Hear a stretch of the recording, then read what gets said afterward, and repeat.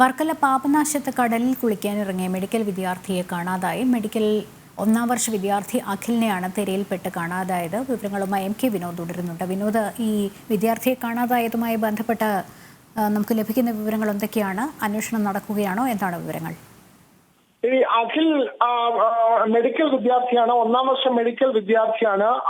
ഈ മെഡിക്കൽ വിദ്യാർത്ഥി ഇവിടെ 4 കൂട്ടുകാർക്കൊപ്പം ഇവിടെ കുളിക്കാൻ വേണ്ടി വർക്കല പാപനാശത്ത് അവർ കൂട്ടുകാർക്കൊപ്പം വന്നതാണ്. അവിടെ കുളിക്കാൻ ഇറങ്ങിയതിൽ അഖിൽ തിരയിൽപ്പെടുകയായിരുന്നു. അഖില വൈകിട്ട് 6:15ഓടെയാണ് ഈ സംഭവം ഉണ്ടായത്. അതിനുശേഷം കൂട്ടുകാർ വിവരം അറിയിച്ചതിനെ തുടർന്ന് അവിടെ ഫയർഫോഴ്സും അതേപോലെ തന്നെ നാട്ടുകാരും ഒക്കെ ചേർന്ന് ഇപ്പോഴും അവിടെ തെരച്ചിൽ നടത്തുന്നുണ്ട്. പക്ഷേ അഖിലിനെ പറ്റി വിവരമൊന്നും ലഭിച്ചിട്ടില്ല.